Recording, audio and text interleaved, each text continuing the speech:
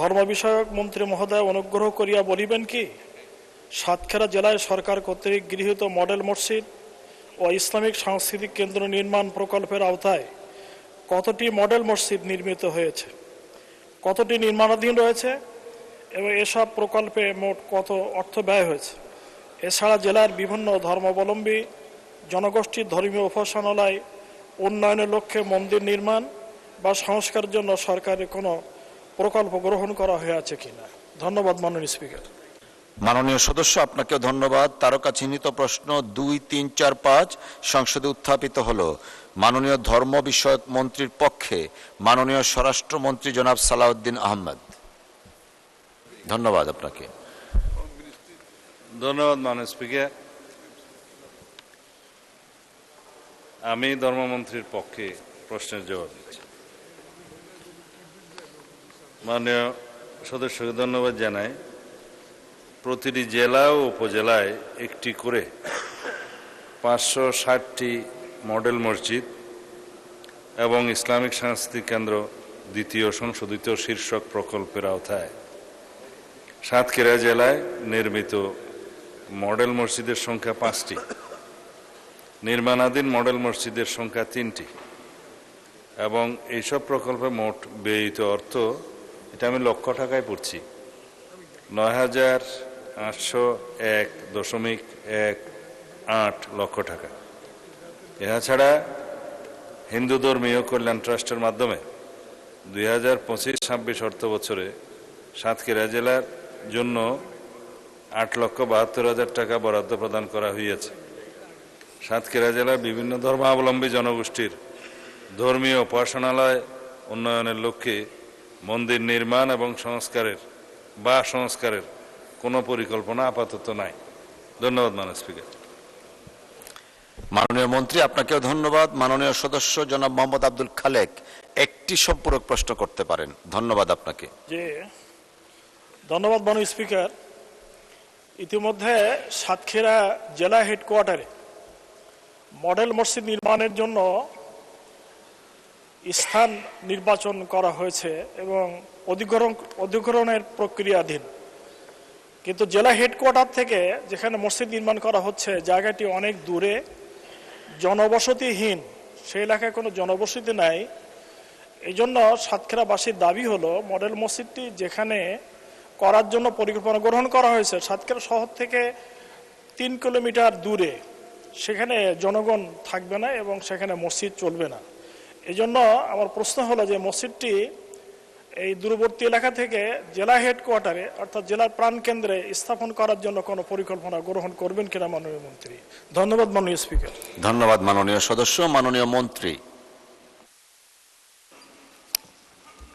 ধন্যবাদ মাননীয় স্পিকার। আগের উত্তরেই বলেছি যে সাতক্ষীরা 2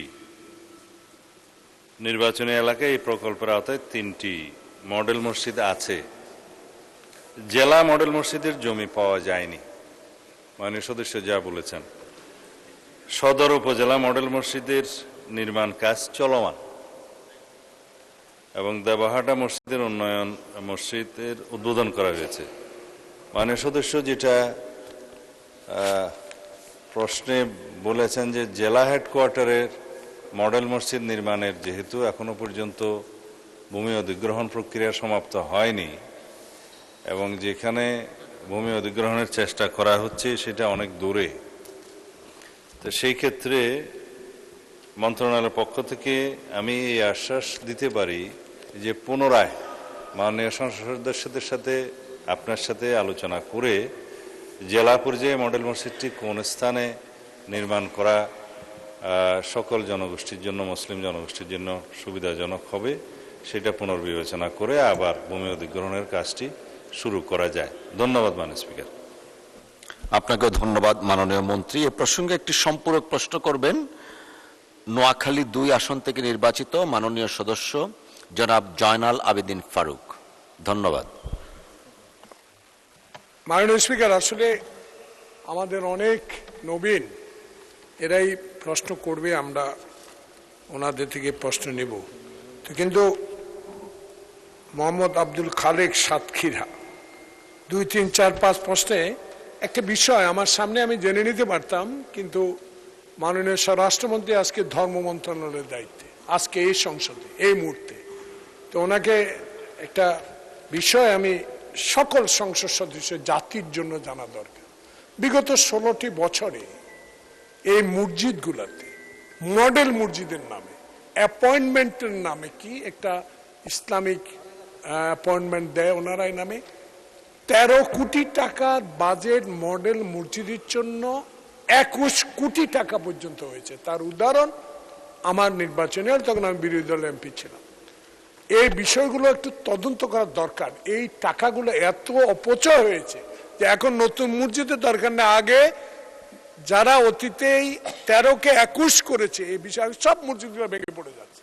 আমার উদাহরণ, আমার সেনবাগেরটা ঢোকা যায় না, পানি পড়ে। তো এই বিষয়গুলো আমি মাননীয় স্বরাষ্ট্রমন্ত্রীকে জানবো যে এই বিষয়ে একটা তদন্ত করে যারা 13কে 21 করেছে এই বিষয়ে কোনো ব্যবস্থা গ্রহণ করা যাবে কিনা। আপনাকে ধন্যবাদ। মাননীয় মন্ত্রী একটু পরে। মাননীয় সদস্য আপনি বললেন, এই কারণে আমারও বলতে ইচ্ছা হচ্ছে। আপনার সেনবাগে যে অবস্থা, আমার দুর্গাপুরে তার চেয়ে ভয়াবহ অবস্থা। সামনে বিরাট বড় একটা পুকুর, এর পিছনে মডেল মসজিদ, একটা ব্রিজ করে মডেল মসজিদে যেতে হবে। ওই স্থানীয় লোকজন নাম দিয়েছে তাজমহল। মাননীয় মন্ত্রী, মানে স্পিকার কি বললেন লাস্টে? স্থানীয় লোকজন যেহেতু মসজিদের সামনে বিরাট বড় পুকুর, তাজমহলের দৃশ্যটা যেমন পানির সামনে বা পিছনে একটা আছে, ওইটা ওই রকম নাম দিয়েছে যে এটা দুর্গাপুরের তাজমহল। মসজিদের সামনে বিশাল আকারে পুকুর। এখন এইটাতে ঢুকতে গেলে আপনার ব্রিজ করতে হবে আর কি, মসজিদ আর ব্যবহার করা যাচ্ছে না, এই জন্য নাম দিয়েছে তাজমহল। ধন্যবাদ মাননীয় স্পিকার। মাননীয় সদস্য জনাব জালানাউদ্দিন ফারুক, ইনি অত্যন্ত প্রবীণ সংসদ সদস্য, ওনার অভিজ্ঞতা অনেক বেশি। তিনি যেই প্রশ্নটা করেছেন এটা সর্বক্ষেত্রেই বলা যায় প্রযোজ্য।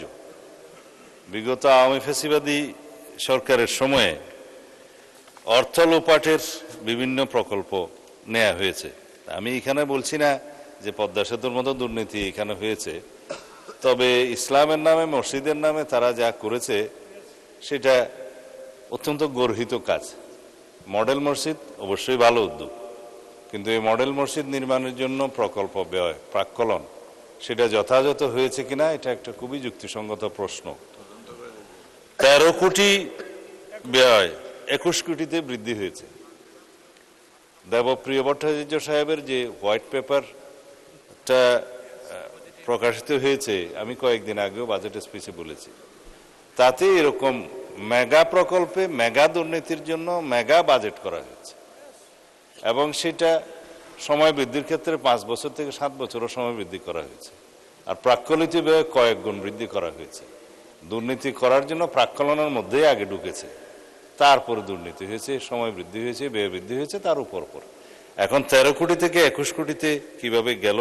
এই মডেল মসজিদগুলোর সমস্ত প্রকল্প ব্যয় টোটাল কত ছিল, কতটা নাম্বার অফ মডেল মসজিদ হয়েছে, সমস্ত মসজিদ ওয়ারি সেটা তদন্ত পরিচালনা করার জন্য আমি আজকে মন্ত্রণালয়কে নির্দেশ দেব মাননীয় স্পিকার। এর মধ্যে সরকারি অন্যান্য সংস্থাও জড়িত হতে পারে, সেটা খুবই ন্যায্য প্রশ্ন।